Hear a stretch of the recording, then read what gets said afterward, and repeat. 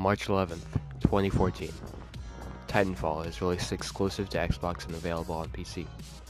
Critics say it's the next step forward of gaming, and its release has a huge impact on gaming at the time.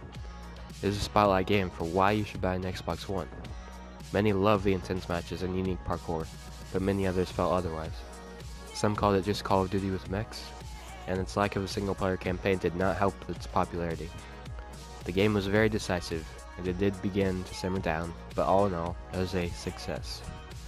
2 years later, October 2016, Titanfall 2 is released on all platforms, in what has been called the worst release window in all of gaming.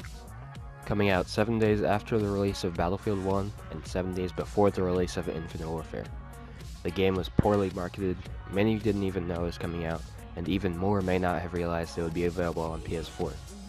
Plus, people's problems with the first game left a bad impression for the sequel, but the sequel fixed most, if not all, of the original's complaints.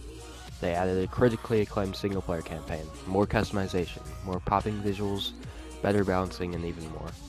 There was also plans for free DLC throughout the game cycle, with free maps and game modes to come, and yet, it had a very little cultural impact or even a presence on the community. EA came out and said Titanfall 2 did not meet the sales expectations, but other games outperformed their expectations to help offset Titanfall 2's losses. Official sales numbers were not provided, but it was estimated to be around 4 million copies sold compared to Battlefield 1's 15 million. The company says they will still be committed to the franchise, and also said it was about the long-run sales, and they will continue supporting the game and building off of it. Cut to the present day, Respawn has released the last of the planned DLC for Titanfall 2, seemingly ending the long-run plan that was mentioned. We have no idea if this excuse worked or if the sales slowly declined, as most games do the farther they get from release. By now, it is known around the community how great of a campaign Titanfall 2 is, and how incredible the multiplayer is by the small, but rabid, Titanfall fanbase. But who knows if this word of mouth actually worked. So, how many people really played Titanfall 2, and how many are still playing? Well, I've started to play this game a lot more recently, and I can still get into attrition match anytime I play, but what is disappointing is that at times, I struggle to play anything other than that, or pilots vs pilots. I can sometimes play my favorite game mode, Capture the Flag, and other unique game modes every so often. At the time of recording this, the player count is about 9,000 on Xbox. Usually 7,000 is about the average that I've seen. I've heard it's much worse elsewhere, with about 3,000 to 4,000 on PS4, and PC having by far the worst numbers with an average about 1,000 players.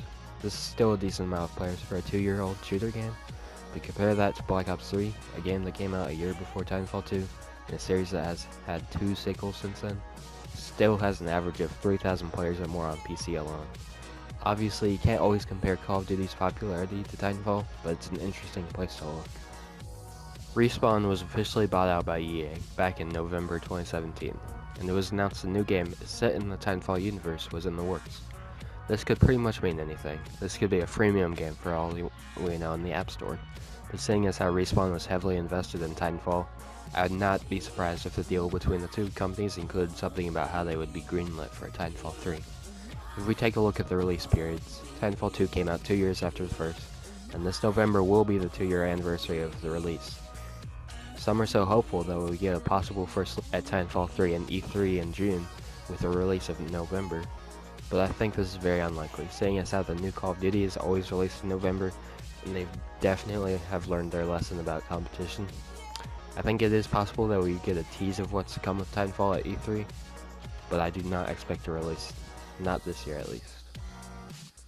What is worrying about this possible deal is to say EA will not have in Titanfall's production. Titanfall 2 had completely free DLC and updates, no loot boxes, and only microtransactions that you know exactly what you're going to get. EA may look at the sales charts and decide that this was a bad move for the long run. If we do see EA as Titanfall 3, expect to see way more ways for you to pay them.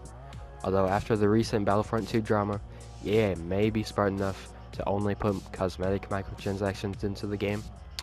I just hope EA is left relatively out of the conversation when it comes to Titanfall 3. All they need to do is market the game 10 times more than the sequel, and then get out of the way of the developers that know how to make a sequel to my favorite first-person shooter of all time. This has been Please Stand By. Hope you enjoyed this video. Like and subscribe, and I'll see you guys next time.